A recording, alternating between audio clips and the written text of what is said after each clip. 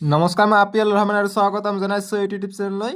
আজি আমি পঢ়িম ক্লাছ 9ৰ মেথছৰ অনুশীলনী 13.5ৰ আজি আমি 5ৰ পৰা 9 নম্বৰলৈকে আমি সলিউশন কৰিম আৰু তোমালোকৰ ইম্পৰ্টেণ্ট MCQ এইটো ভিডিঅ'ত কৰাই দিম। তোমালোকৰ পৰীক্ষাত MCQ থাকে তোমালোকক ইতিমধ্যে জানাই। আমাক 5 নম্বৰ প্ৰশ্নটো কৈছে যে এটা আয়তীয় ঘনক আকাৰৰ টেংকিত 5000 লিটাৰ একক শতক হাজাৰ 50,000 লিটাৰ পানী ধৰে।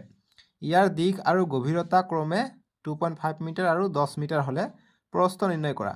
আমাক দিক দিয়া আছে, গভীৰতা মানে উচ্চতা দিয়া আছে আৰু এতিয়া আমাক প্ৰস্থ ওলাব লাগে।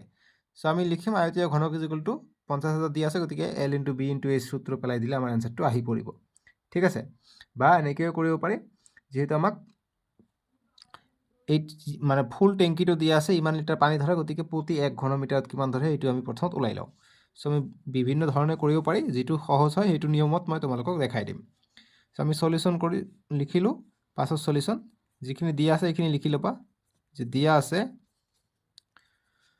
কি দিয়া আছে, আমাক দিক দিয়া আছে, দিক মানে হৈছে L দিয়া আছে আমাক 2.5 মিটাৰ 2.5 মিটাৰ আৰু প্ৰস্থ দিয়া আছে, প্ৰস্থ ওলাব লাগে B মানে এইটো ওলাব লাগে, আৰু উচ্চতা অৰ্থাৎ গভীৰতা। ঠিক আছে, গভীৰতা এনেকৈ লিখিব পাৰা যে গভীৰতা মানে উচ্চতাই বুজাব H, এইটো দিয়া আছে 10 মিটাৰ। ঠিক আছে, এতিয়া নেক্সট আমি যাম। আমাক কৈছে যে টেংকিটোৰ আয়তন কিমান হ'ব, 50 লিটাৰ যেহেতু পানী ধৰে, গতিকে আমাক প্ৰস্থ ওলাব কৈছে। ইয়াত লিটাৰৰ কথা কৈছে, কিন্তু প্ৰস্থ মিটাৰত ওলাব। গতিকে লিটাৰৰ পৰা আমি প্ৰথমত মিটাৰত ল'ব লাগিব। লিটাৰৰ পৰা মিটাৰত কেনেকৈ ওলাই, আমি ওপৰত পাইছোঁ 1 metre cube equal to 1000 litre. বাছ এইটো সূত্ৰ পেলাই দিলে হৈ যাব। ঠিক আছে, এইটো জানি ল'বা, এইটো MCৰ কাৰণে আহে, মই আগৰ ভিডিঅ'তে কৈছোঁ। গতিকে লিখিম যে অতএব টেংকিটোৰ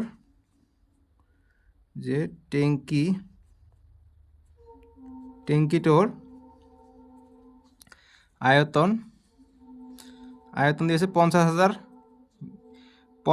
লিটাৰ দিছে আয়তনটো। ঠিক আছে, গতিকে লিটাৰ। আমাক যেহেতু মিটাৰত ল'ব লাগিব, গতিকে এইটো প্ৰতি ঘন মিটাৰত বা প্ৰতি ঘন কিউবত আছে 50,000 লিটাৰকে। এইটো দিয়া নাথাকিলে তলত এনেকুৱা থাকে। ঠিক আছে, এইটোক আমি জানো 1 metre cube equal to 1000 litre. এইটো দিয়া আছে, এইটো আমাক জনাৰো দৰকাৰ। ঠিক আছে, গতিকে আমি 50,000 লিখিলোঁ, ইমান লিটাৰ, আৰু 1 metre cube equal to 1000 litre. ঠিক আছে, 1000 লিটাৰ। বুজি পালা, লিটাৰ পাৰ মিটাৰ কিউব হয় একচুৱেলি বস্তুটো। গতিকে লিটাৰ কটা গ'ল, অকল মিটাৰ কিউবত আমি পাই যাম। বুজি পালা, ইয়াত 3টা শূন্য, ইয়াত 3টা শূন্য কটা গ'ল।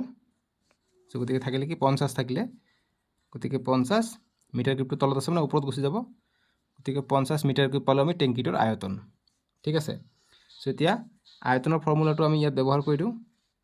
ইয়াত টেংকিৰ আয়তনৰ ফৰ্মুলা হৈছে L × B × H। গতিকে এলৰ মান কিমান, এলৰ মান হৈছে 2.5 আমি ইয়াত বহাম। ঠিক আছে, বিৰ মান আমাক ওলাব লাগে, বিৰ মান তেনেকৈ থাকক, আৰু Hৰ মান দি আছে 10, গতিকে 10টো আমি ইয়াত লিখিম। গতিকে যেহেতু আমাক বিৰ মান লাগে, গতিকে বিটো এইফালে ৰাখি দিম, বাকীকেইটা এইফালে লৈ যাব। গতিকে 50 এইকেইটা পূৰণ হৈ আছে, এইফালে আহিলে হৰণ হ'ব, 2.5টো হৰণ হ'ব আৰু 10টো হৰণ হ'ব। এইটো শূন্য কটা গ'ল, এইটো 2.5 হৈ আছে, গতিকে আমি এইটো যদি দশমিকটো উঠাই দিওঁ 5 × 2.5 মানে আমি 25 যদি লিখি লওঁ, 1 ঘৰ পিছুৱাই দিছোঁ, গতিকে লবত 1 ঘৰ পিছুৱাই অৰ্থাৎ এটা শূন্য বহিব, অৰ্থাৎ 10 বহিব। এতিয়া কটাকটি কৰোঁ, 5 × 5 5 5 × 25 5 1 × 5 5 2 × 10। গতিকে বিৰ মান পালোঁ 2, গতিকে মিটাৰত আছে, গতিকে 2 মিটাৰ পাম। ঠিক আছে, গতিকে বিৰ মান পাম আমি 2 মিটাৰ। গতিকে লিখিম অতএব টেংকিটোৰ প্ৰস্থ, টেংকিটোৰ প্ৰস্থ ইকুয়াল টু 2 মিটাৰ। এনেকুৱা টেংকি বানানটো লিখোতে যদি প্ৰব্লেম পোৱা, এনেকৈ লিখিবা, টেংকি তথাপিও হ'ব। ঠিক আছে, যদি এইটো প্ৰব্লেম পোৱা। টেংকিটোৰ প্ৰস্থ ইকুয়াল টু 2 মিটাৰ। বাছ ইমানখিনি ৰাখিবা, তোমালোকৰ পাছৰ সলিউশনখিনি হৈ গ'ল। বুজি পালা। 6 নম্বৰটো এতিয়া আমি সলিউশন কৰিম। 6 নম্বৰ প্ৰশ্ন কৈছে যে 4000 জনসংখ্যাৰ এখন গাঁৱত প্ৰতিদিন জনমূৰি 150 লিটাৰকৈ পানীৰ আৱশ্যক, অৰ্থাৎ এজনে 150 লিটাৰকৈ পানী ব্যৱহাৰ কৰে। সেই গাঁওখনত জনসংখ্যা আছে 4000। এতিয়া কৈছে যে গাঁওখনত 20 পূৰণ 15 পূৰণ 6 মিটাৰ জোখৰ এটা টেংকি আছে।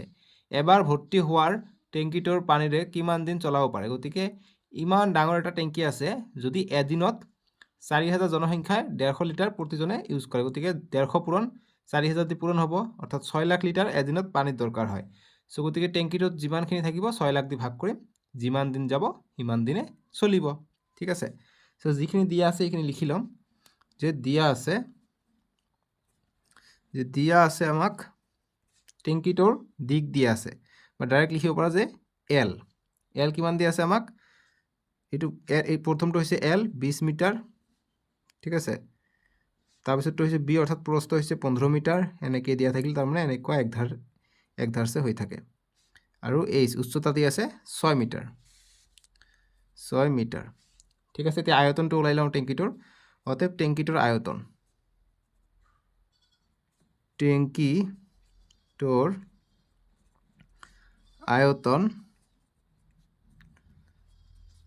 ইজ ইকুৱেল টু আয়তনৰ সূত্ৰ l into b into H.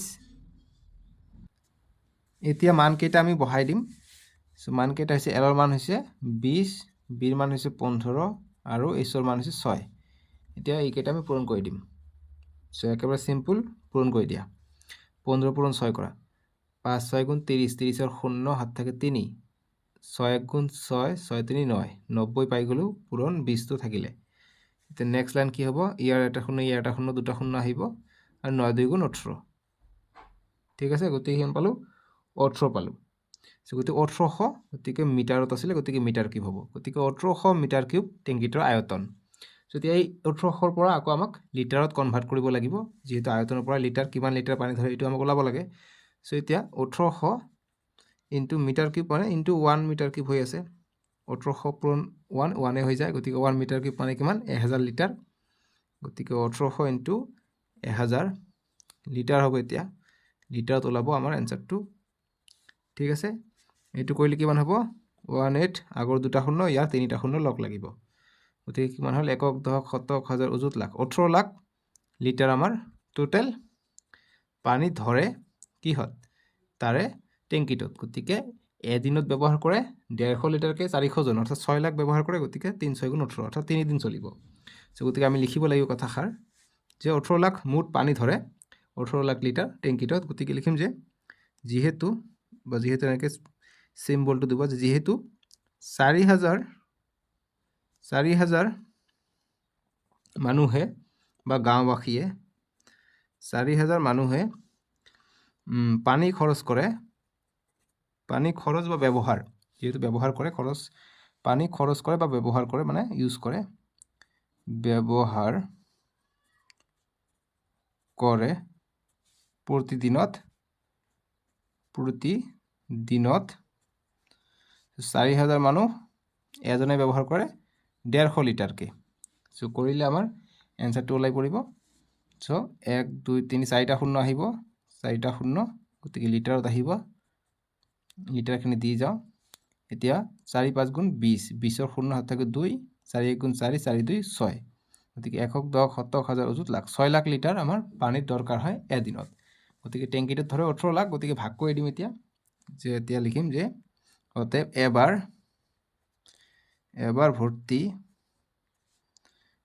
ভৰ্তি ইয়াত হ'ব ৰেপটো। এবাৰ ভৰ্তি হোৱাৰ পিছত ইয়াত লিখিব পৰা প্ৰথমত যে টেংকিটো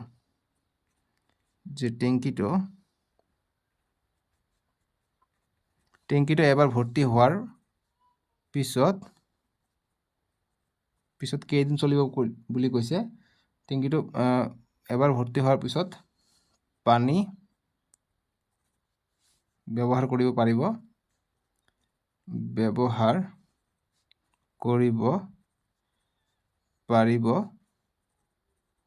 ইজিকুৱেল টু মুঠ ধৰে 18 লাখ, গতিকে 5টা শূন্য হ'ব, আৰু এদিনত খৰচ হয় 6 লাখ। গতিকে ভাগ কৰি দিলে আমাৰ ইমান দিন চলিব। চ' ইয়াত 3টা 2টা 3 1 গুণ 3, 6 1 গুণ 6, 3 6 গুণ 18, গতিকে 3 দিন চলিব। ঠিক আছে, লাষ্টত এনেকৈ লিখিব পাৰা যে অতএব টেংকিটো এবাৰ ভৰ্তি হোৱাৰ পিছত পানী ব্যৱহাৰ কৰিব পাৰিব 3 দিন। ঠিক আছে, এনেকৈ লিখিলে হ'ব বা এইখিনি ৰাখি দিবা, এনচাৰ হৈ গ'ল। বুজি পালা? এতিয়া আমি 7 নম্বৰ প্ৰশ্নৰ আমি এতিয়া সলিউশন কৰিম। 7ৰ সলিউশন। প্ৰশ্নটো দিছে আমাক যে এটা গুদাম ঘৰৰ জোখ 40 মিটাৰ পূৰণ, 25 মিটাৰ পূৰণ, 10 মিটাৰ, অৰ্থাৎ দিক প্ৰস্থ উচ্চতা দিয়ে আছে। প্ৰতিটোৰ জোখ 1.5 মিটাৰ, 1.25 মিটাৰ পূৰণ, 0.5 মিটাৰ হোৱা কাঠৰ সজা এই গুদাম ঘৰত সৰ্বাধিক কিমানটা থব পৰা যাব। সো এটা গুদাম ঘৰ আছে যাৰ দিক প্ৰস্থ উচ্চতা হৈছে 40, 25, 10। তাৰ ভিতৰত সৰু সৰু এটা কাঠৰ বাকচ সজাই থব ভিতৰত, আৰু কাঠৰ বাকচটোৰ দিক প্ৰস্থ আৰু উচ্চতা এইটো। সো এইটো এনেকুৱা হ'লে গতিকে ইয়াৰ ভিতৰত বেছিতকৈ বেছি কিমানটা সোমাই থব পাৰিব কাঠৰ এই বাকচটো বা কাঠৰ সজাটো। সো আমি প্ৰথমত এইটোৰ আয়তন ওলাই লওঁ, তাৰপিছত এইটোৰ আয়তন ওলাই ল'ম। ঠিক আছে, বা আয়তন বা ধাৰণ ক্ষমতা ওলাই লৈ ভাগ কৰি দিম। ভাগ কৰি দিলে আমাৰ এনচাৰটো ওলাই পৰিব। যেনেকুৱা যদি 15 টকাৰ মই কলম লৈছোঁ, এটা কলমৰ দাম হৈছে 5 টকা, গতিকে মই কেইটা কলম লৈছোঁ, অৰ্থাৎ কেইটা কলম লৈছোঁ বুলি আমি কেনেকৈ ওলাব পাৰিম? 5ৰে ভাগ কৰি দিম। 5 গুণ 5, 5 3 গুণ 15, গতিকে 3টা। তেনেকুৱা কথা কৈছে। মুঠ ঘৰ আছে ইমানটা, গতিকে ইমানখিনিকে লাগে, ইমানখিনিকে দৰকাৰ পৰে এটাৰ কাৰণে। সো কিমানটা লাগিব? গতিকে ভাগ কৰি দিলে ওলাই পৰিব। ঠিক আছে, 5 টকাকৈ লৈছে, গতিকে 3টা আমি পাই গ'লোঁ। গতিকে এতিয়া আমি এইটো দি ভাগ কৰিলে কিমানটা সজাত ৰাখিব পাৰিম সেইটো ওলাই পৰিব।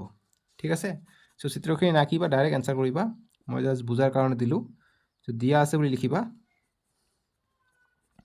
দিয়া আছে গুদাম ঘৰৰ, বা দিব পৰা গুদাম দুটা আছে যে সেইকাৰণে গুদাম ঘৰৰ কথাটো লিখিম, যে গুদাম ঘৰৰ দিক দিয়া আছে কিমান? 40 মিটাৰ। প্ৰস্থ অৰ্থাৎ বি দিয়া আছে 25 মিটাৰ, আৰু উচ্চতা অৰ্থাৎ এইচ দিয়া আছে 10 মিটাৰ। আৰু কাঠৰ বাকচৰ যিটো দিয়া আছে, আৰু লিখিম যে আৰু কাঠৰ কি হৈছে? কাঠৰ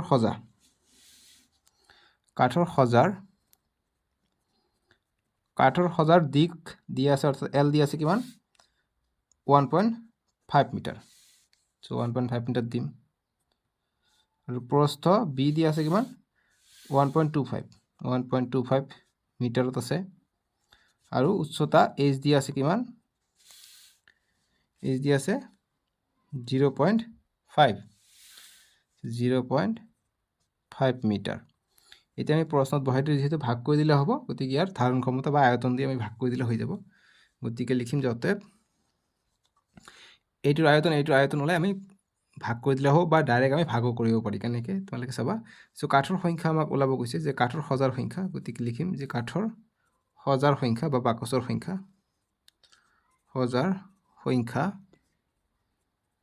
গতিকে কাঠৰ সজাৰ সংখ্যা আমাক ওলাব লাগে। সো মুঠ গুদাম ঘৰটোৰ আয়তন কি হ'ব? গতিকে লিখিব পাৰা যে গুদাম ঘৰৰ আয়তন বা ধাৰণ ক্ষমতা যি লিখা হৈ যাব। ঠিক আছে, ধাৰণ ক্ষমতা, আৰু এইটো হৈছে কাঠৰ সজাৰ ধাৰণ ক্ষমতা, বা কাঠৰ বাকচ বা সজা যি দিয়া। গতিকে কাঠৰ সজাৰ ধাৰণ ক্ষমতা। ঠিক আছে, গতিকে নেক্সট লাইন কি হ'ব? গুদাম ঘৰৰ ধাৰণ ক্ষমতা কিমান? গতিকে ধাৰণ ক্ষমতা মানে আয়তনৰ কথা বুজাইছে। গতিকে গুদাম ঘৰৰ আয়তনৰ সূত্ৰ হৈছে L ইনটু, গতিকে যিহেতু গুদাম ঘৰটো ডাঙৰ, সো আমি L1 চেম লিখিছোঁ। গতিকে L1 B1 H1 বুলি দিওঁ, যিহেতু এইটো বেলেগ কৰিব লাগিব নহয়। গতিকে গুদাম ঘৰৰ ধাৰণ ক্ষমতা হৈছে L1 into B into H, গতিকে জাষ্ট 1 এটা দিছোঁ, জাষ্ট ডিষ্টিংগুইছ কৰাৰ কাৰণে। আৰু কাঠৰ সজাৰ ধাৰণ ক্ষমতা হৈছে L into B into H, মানে আয়তন। ধাৰণ ক্ষমতা মানে আয়তন। সো গতিকে কাঠৰ সজাৰ আয়তন L into B into H সূত্ৰ, গতিকে বহাই দিলোঁ। গতিকে L1 কিমান? L1 হৈছে 40, ওপৰত চাবা 40, 25, 10, 40, 25, 10। আৰু এইটোৰ কিমান? কাঠৰ সজাৰ 1.5 ইনটু 1.25 ইনটু 0.5। তেতিয়া মানকেইটা আমি বহাই দিওঁ। এতিয়া দশমিকটো উঠাই দিওঁ, আমাৰ কটাকটি কৰা সুবিধা হ'ব। গতিকে 40 পূৰণ 25 পূৰণ 10। এতিয়া 1.5 আছে, 15 বুলি লিখি লওঁ। এক ঘৰ দশমিকটো ইয়াৰ পৰা ইয়ালৈকে লৈ গ'লোঁ, এক ঘৰ পিছুৱাই দিছোঁ, গতিকে 10 দি পূৰণ কৰিম। এতিয়া 1.25 আছে, গতিকে 125 বুলি লিখোঁ। দশমিকটো ইয়াত আছে, এক ঘৰ দুই ঘৰ পিছাই দিছোঁ, গতিকে একৰ লগত দুটা শূন্য পূৰণ হ'ব ওপৰত। আৰু 0.5 আছে, গতিকে আমি 5 বুলি লিখিলোঁ। পইণ্টটো এক ঘৰ পিছুৱাই দিছোঁ, গতিকে ওপৰত এটা 10 দি পূৰণ কৰিলে হৈ যাব। ঠিক আছে, এনেকৈ অংকবিলাক কৰিব লাগে, তেতিয়া আমাৰ সুবিধা হয়। এতিয়া কটাকটি কৰিম। 5 1 গুণ 5, 5 2 গুণ 10। এতিয়া আকৌ কৰিব পাৰিম। 25 1 গুণ 25, 5 25 4 25 100, 5 25 125। এতিয়া 5 1 গুণ 5, 5 2 গুণ 10। এতিয়া 5 3 গুণ 15, 5 2 গুণ 10। এতিয়া এইটো তিনি অকলে থাকিলে ইয়াক 3ৰে এটা কোণা যায়, 3ৰে। চ' 3টো আমি অকলশৰীয়া পালোঁ, গতিকে মুঠ আমি বাকচৰ সংখ্যা পাম। ঠিক আছে, গতিকে সংখ্যা ইমানটা বাকচ, গতিকে টা হ'ব, টা বাকচ হ'ব। ঠিক আছে, গতিকে এইটো চাওক, এইটো দশমিকত আহি আছে এনচাৰটো, গতিকে ক'ত বা আমাৰ অংকটোত ভুল আছে। চ' গতিকে আমাৰ যদি কটাকটি যায় 3টো, ইয়াত ক'ত বা যদি 15 গুণিতক থাকে তেনেকুৱা হৈ যাব। ঠিক আছে, চ' গতিকে এইটো অংকত যেতিয়া পৰীক্ষাত আহিব ইয়াত 15 দিয়া থাকিব। ঠিক আছে, ইয়াত যিটো গুদাম ঘৰত যিটো দিয়া আছে, গুদাম ঘৰৰ ইয়াত 15 থাকিব। এইটো 15 তোমালোকে কিতাপত বনাই লোৱা। ঠিক আছে, এইটো 15 থাকিব, 10 নহয় 15 থাকিব। ঠিক আছে, নহ'লে নিমিলিব। চ' গতিকে সেইকাৰণে ইয়াত আমি 15 বুলি লিখি ল'ম, 15 বুলি লিখি ল'ম। নেক্সট ইয়াতো আমি 15 বুলি দি দিম, 15। চ' ইয়াতো 15 হৈ যাব। ঠিক আছে, এতিয়া কৰিলে হৈ যাব, এতিয়া কৰিলে হৈ যাব। ঠিক আছে, এতিয়া পুনৰ কাটি দিওঁ, চাবা যে 25 1 গুণ 25, 5 25 5 25 125। আকৌ 5 1 গুণ 5, 5 2 গুণ 10, এইটো কাটিলোঁ। ঠিক আছে, তাৰপিছত 15 ইয়াতো আছে, ইয়াতো আছে, 15 15 কটা গ'ল। ঠিক আছে, গতিকে 1 1 আছে। এতিয়া ওপৰত চাবা, 40 পূৰণ 1 40, 40 2 গুণ কিমান হৈ যায় 80, 80 পূৰণ 2 হৈ আছে। আৰু কটাকটি যায় নেকি? আৰু কটাকটি নাযায়। চ' গতিকে আমি কৰিম, দুটা শূন্য আছে ইয়াত, দুটা শূন্য দিম। 2 2 গুণ 4, 4 2 গুণ 8, গতিকে পূৰণ 8 পূৰণ 40 হ'ব। এতিয়া কৰিলে এটা শূন্য, তিনিটা শূন্য আহিব, তিনিটা শূন্য দি ল'ম, 4 গুণ 32 হৈ যায়, 32 হৈ যায়। চ' ইয়াত ক'ৰবাত 2 থাকিব লাগিছিলে। ঠিক আছে, চ' আমি এইটো বস্তুটো আকৌ আমি কৰি লওঁ, যিহেতু ইমানটা বাকচ আছে। জাষ্ট এইখিনি, গোটেই নাগাটো জাষ্ট এইখিনি, যিহেতু আমি 15 এটা এক্সট্ৰাকৈ দি লৈছোঁ, এই 15টোৰ কাৰণে অকণমান দিগদাৰ হৈ আছে। চ' ইমানখিনি ঠিকেই কৰিবা, এই 15 বুলি লিখি ল'বা। ঠিক আছে, 15। তাৰপিছত লাইনটো ইয়াত লিখি দিওঁ, সুবিধা হ'ব। তাৰপিছত লাইন কি আছে, 40 আছে, 40 পূৰণ 25 পূৰণ 15। ইয়াত আছে 1.5, মানে 15 কৰি লিখিলোঁ, ওপৰত এটা এক ঘৰ পিছুৱাই দিলোঁ, 10 পূৰণ হ'ব। নেক্সট 1.25 মানে 125 বুলি লিখিলোঁ, 2 ঘৰ পিছুৱাই দিছোঁ, গতিকে 1ৰ লগত দুটা শূন্য পূৰণ কৰি দিওঁ। নেক্সট 0.5 মানে 5 বুলি লিখিলোঁ, এক ঘৰ পিছুৱাই দিছোঁ দশমিকটো, গতিকে 10 এটা শূন্য হ'ব। এতিয়া কটাকটি কৰোঁ, ক'ত বা ভুল হৈ আছিলে ইয়াত গম পোৱা নাই, ইয়াত দেখা যাব। চ' ইয়াত 15, ইয়াত 15। ঠিক আছে, 15 15 কাটিব পাৰি, বুজি পালা? চ' 15 1 গুণ 15, 15 1 গুণ 15, বাছ। এতিয়া চাবা, 5 1 গুণ 5, 5 2 গুণ 10। এতিয়া নেক্সট কি হ'ব, 25 1 গুণ 25, 5 25 125। এতিয়া ইয়াত এটা 5 থাকে, গতিকে 5 1 গুণ 5, 5 20 100। ঠিক আছে, বাছ ইমানখিনি পাই গ'লোঁ। এতিয়া তলত 1 আছে আৰু নালাগে। নেক্সট কিমান হ'ব, 4 পূৰণ 1 1, গতিকে 4 2 গুণ 8, আৰু এটা 10 আছে ইয়াত, চাবা কিন্তু হা। 40 পূৰণ 2, 80 পূৰণ 20 পূৰণ 10, 200 হৈ যায়। এতিয়া নেক্সট এটা শূন্য, দুটা শূন্য, তিনিটা শূন্য দিলোঁ, 8 2 গুণ 16, গতিকে ইমানটা, গতিকে 16,000টা বাকচ থাকিব। গতিকে 16,000টা বাকচ, বাকচৰ সংখ্যা ওলাব গৈছে, সেইকাৰণে দশমিকত এইটো আহিলে হয়, সেইকাৰণে 15 কৰি ল'লোঁ, আমাৰ দশমিকত অহা নাই, গতিকে 16,000টা বাকচ ফাইনেল এনচাৰ হ'ব। ঠিক আছে, এইখিনি কৰি ল'বা। বাকচ বুলি নিলিখিবা, যিহেতু কিমানটা সজা, কাঠৰ সজা এই গুদামত সৰ্বাধিক কিমানটা থ'ব পাৰিব, গতিকে কাঠৰ সজা, গতিকে 16,000টা কাঠৰ সজা বুলি লিখিবা, যে কাঠৰ সজা ৰাখিব পাৰিব বুলি লিখিব পাৰা।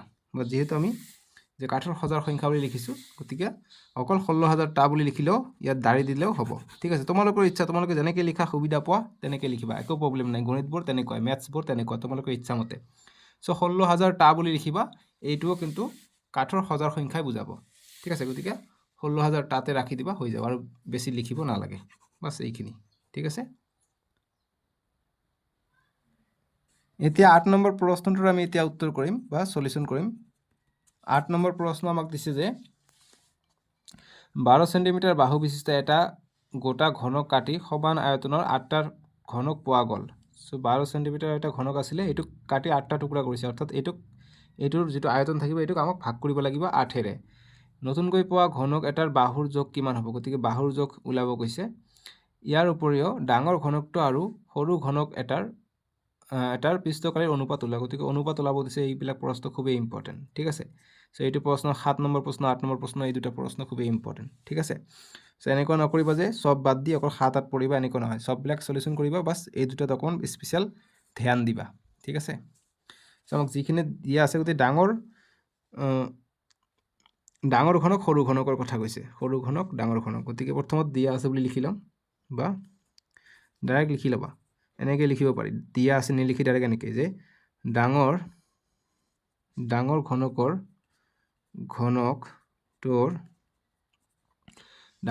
ঘনকটোৰ আয়তন ইজ ইকুৱেল টু, গতিকে ঘনকৰ কি হয়? বাহু কিউব হয়। চ' গতিকে বাহু আমি এ বুলি ধৰি লওঁ, গতিকে এ কিউব, গতিকে আয়তন হ'ব এ কিউব। ঠিক আছে, চ' গতিকে আমাক কিমান দি আছে? 12 সেন্টিমিটাৰ দি আছে, গতিকে 12ৰ কিউব হ'ব। চ' ইয়াত লিখিব পৰা যে দিয়া আছে, নিলিখিলেও কথা নাই, কিন্তু চিষ্টেমেটিক দি লওঁ আৰু যে দিয়া আছে। যিহেতু দুটা ঘনক আছে, গতিকে ইয়াত লিখিব লাগিব যে ডাঙৰ ঘনকৰ বাহু, অৰ্থাৎ L is equal to 12 centimetre বুলি লিখিব পাৰা। ঠিক আছে, দিয়া আছে ডাঙৰ ঘনকৰ L is equal to 12 centimetre, মানে এটা বাহু, বা এল নিদি ডাইৰেক্ট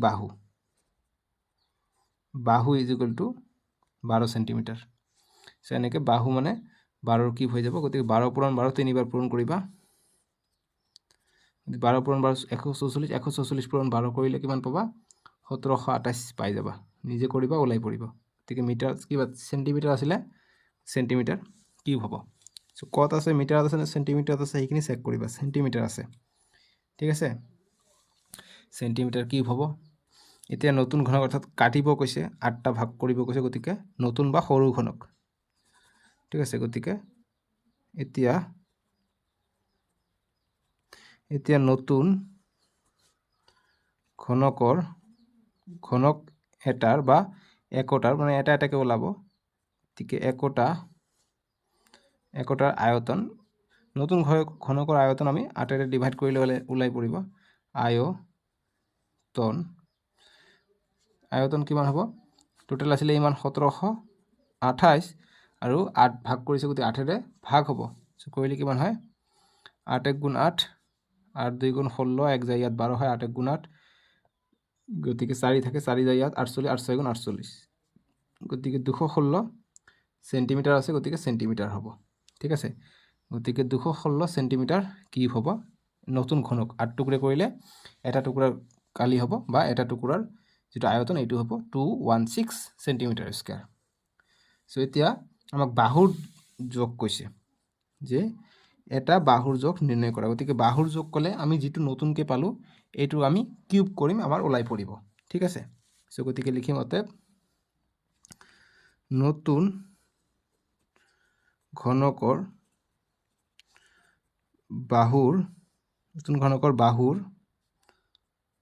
বাহুৰ দিশ ইজিকেলটো কি হ'ব? ইয়াক কিউব কৰি দিম। 216 পাইছোঁ সৰু টুকুৰা, গতিকে ইয়াক কিউব কৰি দিম।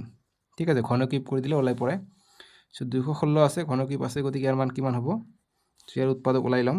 216 2ৰে কৰিলে 2 10 গুণ 20, 1 যায় ইয়াত 2 8 গুণ 16, 2ৰে কৰিলে 2 5 গুণ 10, 2 4 গুণ 8, 2ৰে কৰিলে 2 2 গুণ 4, 1 ইয়াত যায় 14 হয়, 2 7 গুণ 14, এতিয়া 3ৰে যাব 3 9 গুণ 27, 3 3 গুণ 9।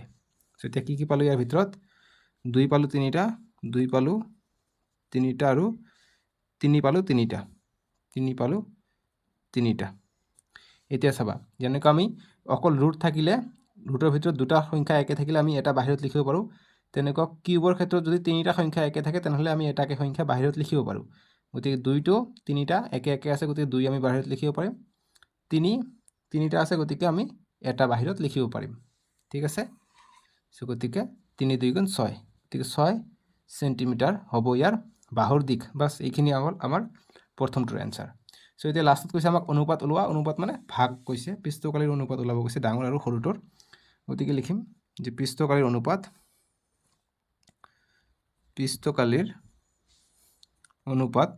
যিসকলে চেনেলটো এতিয়ালৈকে ছাবস্ক্ৰাইব কৰা নাই ছাবস্ক্ৰাইবটো কৰি ল'ব আৰু ভিডিঅ'টো লাইক কৰি দিবা। ঠিক আছে, চ' পৃষ্ঠকালীৰ অনুপাত ইকুৱেলটো ডাঙৰ গোলকৰ পৃষ্ঠকালি বা ঘনক কৈছে, গতিকে ডাঙৰ ঘনকৰ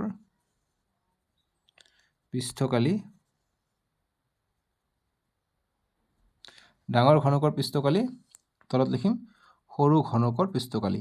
তেনেকৈ আমাক কৈছে ডাঙৰ আৰু সৰুৰ অনুপাত, সেইকাৰণে যিটো আগত ক'ব সেইটো ওপৰত, যিটো পাছত ক'ব সেইটো তলত। সৰু ঘনকৰ পৃষ্ঠকালি, গতিকে ডাঙৰ ঘনকৰ পৃষ্ঠকালিৰ সূত্ৰ হৈছে কি? গতিকে যিহেতু ডাঙৰ ঘনকৰ পৃষ্ঠকালিৰ সূত্ৰ, গতিকে পৃষ্ঠকালিৰ ফৰ্মুলা হৈছে 6 বাহু স্কুৱেৰ। ঠিক আছে, গতিকে বাহু স্কুৱেৰ সেম সৰু ঘনক হ'লেও 6 বাহু স্কুৱেৰে হ'ব, বাহু স্কুৱেৰ। চ' ওপৰত 6 আৰু তলত 6 কাটি দিবা। চ' বাহু স্কুৱেৰ কৈছে, চ' গতিকে বাহু ডাঙৰ ঘনকৰ পৃষ্ঠকালিৰ যিটো বাহু আছে, গতিকে ডাঙৰ ঘনকৰ কাৰণে বাহুটো আমাক দিয়া আছিলে, আমাক কিমান 12 চেণ্টিমিটাৰ। গতিকে ইয়াত 12 চেণ্টিমিটাৰ ধুনীয়াকৈ তোমালোকে বহাই ল'বা। ঠিক আছে, গতিকে 12 চেণ্টিমিটাৰ, গতিকে বাহু স্কুৱেৰ, গতিকে 12ৰ স্কুৱেৰ হ'ব। আৰু এইটো আছিলে সৰু ঘনকৰ পৃষ্ঠকালি, গতিকে ইয়াৰ বাহুটো আমি কিমান পাইছোঁ? বাহুটো আমি পাইছোঁ 6 পাইছোঁ। ঠিক আছে, গতিকে এই 6টো আমি ইয়াত বহাম, গতিকে 6ৰ স্কুৱেৰ হ'ব। গতিকে নেক্সট লাইন হ'ব 6 বহাই 6ৰ স্কুৱেৰ। এতিয়া 12 স্কুৱেৰ মানে 12 পূৰণ 12 হৈ আছে, 12 পূৰণ 12, আৰু 6ৰ স্কুৱেৰ মানে 6 পূৰণ 6 হৈ আছে। এতিয়া কটাকটি কৰিম, 6 গুণ 6, 6 2 গুণ 12, 6 গুণ 6, 6 2 গুণ 12। গতিকে নেক্সট আমি কিমান পাম? নেক্সট আমি পাম 2 পূৰণ 2 4, 1 পূৰণ 1 1। গতিকে অনুপাতত কৈছে, গতিকে অনুপাতত আমি লিখি দিম। গতিকে ওপৰত আগত আছে, ওপৰটো আগত আহিব, গতিকে 4:1, গতিকে 4:1 আমি পাই গ'লোঁ। এইটো আমাৰ সলিউশ্যন। ঠিক আছে, যিহেতু আমাক কৈছিলে কি যে পৃষ্ঠকালিৰ অনুপাত আমাক ওলাব কৈছে, গতিকে আমি অনুপাতটো ওলাই কি পালোঁ? 4:1। এতিয়া 9 নম্বৰ প্ৰশ্ন আমি এতিয়া সলিউশ্যন কৰিম। 9 নম্বৰ প্ৰশ্নটো আমাক দিছে যে 3 মিটাৰ গভীৰ অৰ্থাৎ উচ্চতা দিছে আৰু 20 মিটাৰ বহল, বহল মানে হৈছে প্ৰস্থ, নদী এখনত ঘণ্টাত 2 কিলোমিটাৰ বেগেৰে সাগৰলৈ বৈ গৈছে। গতিকে ইমান বহল এখন নদীৰ পৰা পানী, ইমান গভীৰ ইমান বহল এখন নদী ঘণ্টাত 2 কিলোমিটাৰ বেগেৰে সাগৰলৈ বৈ গৈছে। গতিকে নদীৰ পৰা সাগৰলৈ পানী গৈ আছে 2 কিলোমিটাৰ পাৰ আৱাৰ পানীৰ বেগ মানে সোঁতটো। এতিয়া কৈছে 1 মিনিটত কিমান পানী গৈ সাগৰত পৰিব। গতিকে ঘণ্টাৰ পৰা আমি মিনিটত ওলালে আমাৰ এনচাৰটো ওলাই পৰিব। চ' যিখিনি দিয়া আছে এইখিনি লিখি লওঁ। দিয়া আছে আমাক কি দিয়া আছে? আমাক বহল দিয়া আছে, বহল মানে হৈছে প্ৰস্থ, নদীৰ প্ৰস্থ দিয়া আছে, যে নদী দিয়া আছে, নদীৰ প্ৰস্থ অৰ্থাৎ বি দিয়া আছে 40 মিটাৰ, আৰু গভীৰ অৰ্থাৎ উচ্চতা দিয়া আছে, উচ্চতা অৰ্থাৎ এইচ বা গভীৰতা ইকুৱেল এইচও লিখিব পাৰা, এইটো 3 মিটাৰ দিয়া আছে। ঠিক আছে, গতিকে পানীখিনি 1 ঘণ্টাত কিমান যায়? যিহেতু ঘণ্টাত 2 কিলোমিটাৰ পাৰ আৱাৰ যায়। ঠিক আছে, গতিকে 2 কিলোমিটাৰ যায় 1 ঘণ্টাত। চ' গতিকে আমি মিনিটত ওলাব লাগে। চ' গতিকে লিখিম যে প্ৰশ্নমতে প্ৰশ্নত কৈছে যে প্ৰশ্নমতে পানীখিনি 1 ঘণ্টাত